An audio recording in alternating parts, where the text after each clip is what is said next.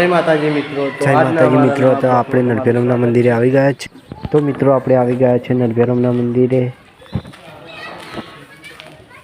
તો નરભેરમ દાદાના મંદિરનું પાયો પૂરવાનું ચાલુ થઈ ગયું છે અને તમે જોઈ શકો છો આપણે નરભેરમના મંદિરમાં આવી ગયા છે અને ત્યાં રેતીના ઢગલા કાઢેલા છે અને પાયો પૂરવાની ધંધોકાર તૈયારી થઈ ગઈ છે ને આ બધી નરભેરમ દાદાનો વસ્તુ પડી છે.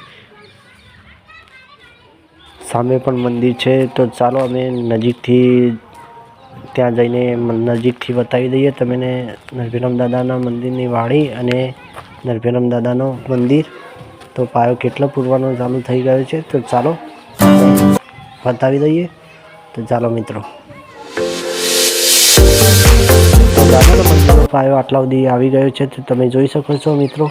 તો ધમધોકાર દાદાના મંદિરનું કામકાજ ચાલુ થઈ ગયું છે અને સામે જે દાદાના સમાધિ એટલે કે દાદાનું મંદિર બને છે તેની સમાધિ છે.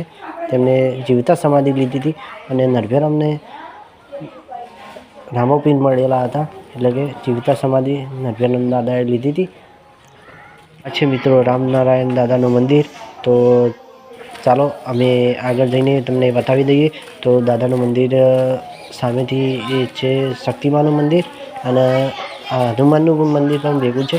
તો ચાલો હનુમાનનું મંદિર બતાવી દઈએ અને દાદાના નજીક થઈને આપણે સમાધિના દર્શન કરી દઈએ અને તેમનું કામકાજ જોઈ જ લઈએ. આપણે દાદાના ઇતિહાસ વિશે વાત કરીએ તો દાદાએ મળેલા ટુકડા સજીવન કર્યા હતા અને તેમને જીવતા સમાધિ લેતા પહેલાં ડેર ગામે પણ પરચા પૂરેલા હતા અને દાદાએ બહુ મોટા રામદેવ પીર બનેલા હતા. એટલે કે દાદાનો ઇતિહાસ બહુ નોરતા ગામમાં પ્રસિદ્ધ છે અને દાદાનું મંદિર તમને બતાવીએ તો આ છે સામે દાદાની સમાધિ. તો તમને ત્યાં જઈને દાદાની સમાધિના દર્શન કરાવીએ.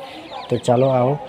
દાદાની સમાધિનું મંદિર બની રહ્યું છે ને આ દાદાની સમાધિ છે. તો આ દાદાની સમાધિ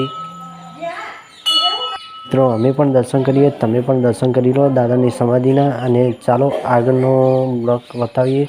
તો આગળનો તમે દાદાના મંદિરનો હજુ રામદેવ પીરનું પણ મંદિર બતાવીએ અને દાદાની મૂર્તિ પણ બતાવીએ. તો દાદા કેવા હતા ને આ દાદાનો ઇતિહાસ છે, તેમના વિશે વાત છે. તેમને આ તારીખે સમાધિ લીધી હતી તો નીચે ઇતિહાસ છે.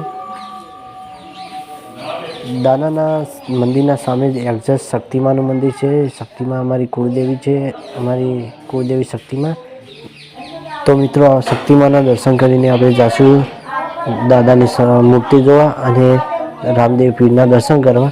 તો અમારા બ્લોગમાં તમે જોડા રહો. સામે છે દાદાની મૂર્તિ અને મૂર્તિના દર્શન કરીને આપણે જઈશું રામદેવ પીરના દર્શન કરવા. તો આ તમે જોઈ શકો છો દાદાની મૂર્તિ. તમને નજીકથી બતાવી દઈએ. આ છે નરભેરમ દાદાની મૂર્તિ અને સામે છે રામદેવ પીરનું મંદિર. તો હું બતાવી દઉં તમને રામદેવ પીરનું મંદિર.